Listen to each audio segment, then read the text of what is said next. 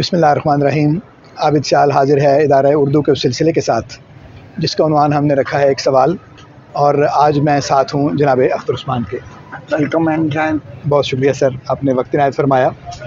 आज का सवाल सर जो है वो आपके सामने हमारी तारीख़ अदब के हवाले से है कि हम जब तालिब इल्म के तौर पर पढ़ना शुरू करते हैं आगाज़ से, मसलन दक्कन के शुअरा को हम पढ़ते हैं, गोजरी के बाद शायरों को पढ़ते हैं, पंजाबी का जो इब्तदाई ज़माना था बाबा फ़रीद वगैरह का, उसके ज़माने से कुछ शायरों को पढ़ते हैं, कदम राव पदम राव वगैरह जो आगाज़ की मसनवी है उससे पढ़ते हैं, और अमीर खुसरो के ज़माने से जो चीज़ें हैं, मसूद साद सलमान के बारे में बात करते हैं।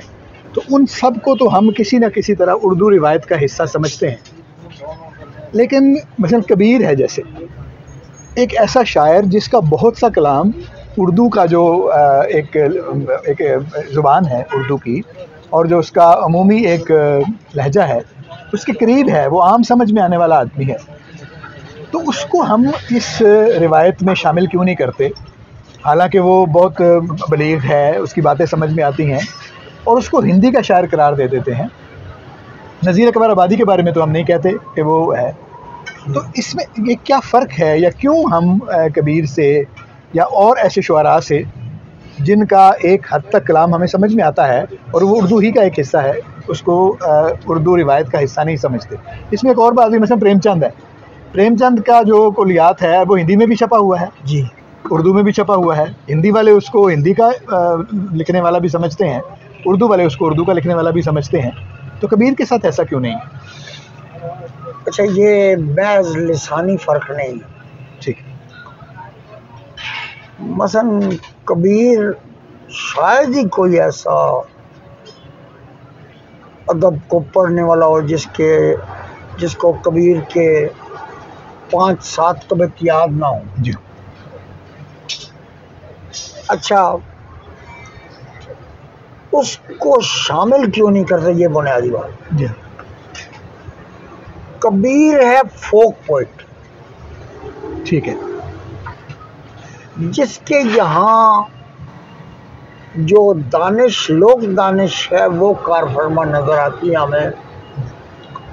वो उन मसाइल पर उस हैयत में बात नहीं करता जिस हैयत में बाकी अंग्रेजी शायर बात करते हैं, उर्दू शायर। ठीक। एक फिर ये देखिए कि यहाँ जुल्म बनता है जब हम पंजाबी के बड़े शायरों का जिक्र करते हैं, तो इस नीम उर्दू शायर का जिक्र बिल्कुल भुला दें। मैं ये गुजारिश कर रहा हूँ, ये जो लफ्ज़ आपने इस्तेमाल किया कि नीम उर्दू शायर, जी, नीम उर्दू तो वो है ना जी है। तो इससे पहले हम मसलन गोजरी के बहुत सारे ऐसे शायर हैं जो नीम उर्दू हैं। अभी मसलन दक्कनी के बारे में बात करें, यानी दक्कनी अलग से एक ज़ुबान है जी, अब भी है, बिल्कुल है, गोजरी अलग से एक ज़ुबान है बिल्कुल, लेकिन उसके शायर गोजरी के होते हुए भी हम उर्दू रिवायत में उनको शामिल करते हैं जी, लेकिन कबीर को नहीं शामिल करते। वही मैं कह रहा हूँ ना, एक तो नीम उर्दू तो है ना कम से कम, नीम उर्दू शायर है, और कबीर कोई छोटा शायर, बहुत बड़ा शायर। जब वो ये कहता है ना कि मट्टी के कुमार से तू क्या रांदे मोए, एक दिन ऐसा आएगा मैं रांधूंगी तोए। आप इस शायर की दानिश का अंदाज़ा लगाइए तो आपको मालूम होगा कि इंटेलेक्ट किस दर्जा हिंदुस्तान की सरजमीन में, यानी पाक, इंडो पाक की बात मैं कर रहा हूँ, सब कॉन्टिनेंट, हाँ बड़े सगीर जो है, किस दर्जा मौजूद है। देखिए, हमारा कुछ मामला जो है वो रिलीजियस भी है, ठीक है, मसलन, और रिलीजियस नहीं भी है। मसलन आप अकादमी अदबियात के दफ्तर चले जाइए, वहाँ आपको मीरा जी की तस्वीरें मिलेगी, ठीक, क्योंकि वो क़याम पाकिस्तान से पहले चले गए, नई नज़्म के बुनियाद गुजार ये बताने वाले कि नई नज़्म कैसे शुरू हो और कैसे ख़त्म हो, और दुनिया में एक एंथोलॉजी मुरतब करने वाले आला नज़्मों की, उनका हम जिक्र नहीं करते। क्यों? वो पाकिस्तानी नहीं, तो कबीर एक तो मुस्लिम नहीं। अच्छा, लेकिन फिर वो सवाल पैदा होता है कि बेपनाह शायर दक्कनी के ऐसे हैं, गोजरी के ऐसे हैं जो गैर मुस्लिम हैं। नहीं, जो गैर मुस्लिमों ने तारीखें लिखी हैं जी, उर्दू की वो भी, और जो क्या पाकिस्तान से पहले लिखी गई हैं उर्दू की तारीखें, उसमें भी उस तरह से शामिल नहीं है। उसकी बुनियादी वजह है ना,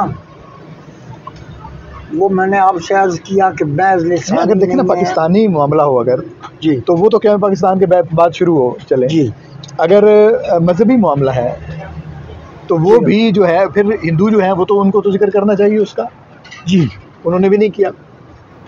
इनकी तो मौत के बारे में भी है ना, वो जो अपना क्या कहते हैं उसको, कॉन्फ्यूजन, और उनके रिलीजन के बारे में कॉन्फ्यूजन फैलाए गए।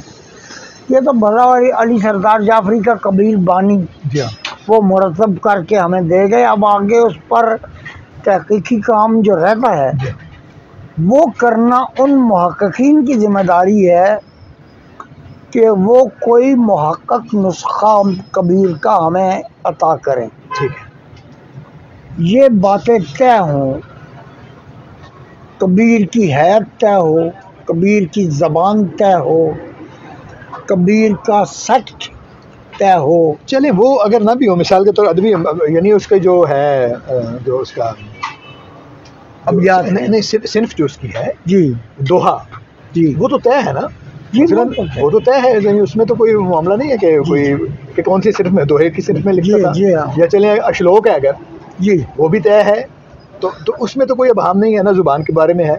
अब ये जो छोटी छोटी बातें हैं, ये तो बहुत छोटी बातें हैं कि सेक्ट उनका क्या है, या वो मुस्लिम थे नहीं थे, इस तरह के मामला तो बहुत इनको डील नहीं करता। सही कह रहे हैं, वो तो सवाने में आ जाएगा। जो कसूर नानक लिखा कुछ, हाँ, उसका भी जिक्र नहीं। जी हाँ, तो ये चीज़ें ऐसी हैं जिन पर मुहक्किकीन को, इसीलिए मैं इस तरफ आ गया जी जी, कि मुहक्किकीन को न सिर्फ ये कि गौर करना चाहिए, बल्कि बाकायदा तयन करना चाहिए कि ये किस ज़बान के शायर।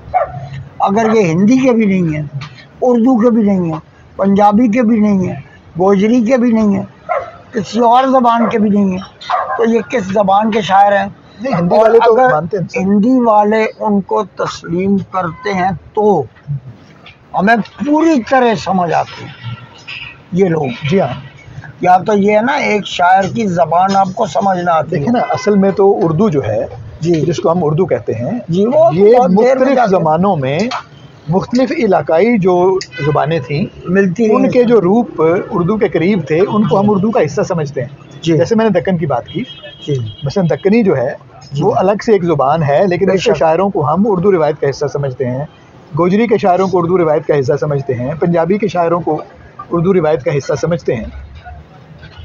मसलन बाबा फरीद के हवाला दिया जाता है कि आगाज़ के शेर जो हैं उनमें वो चीज़ मौजूद है, उनकी बातों में जो है वहीं से आगाज़ करते हैं कि यहाँ से उर्दू शुरू हो गई 1000 साल पहले।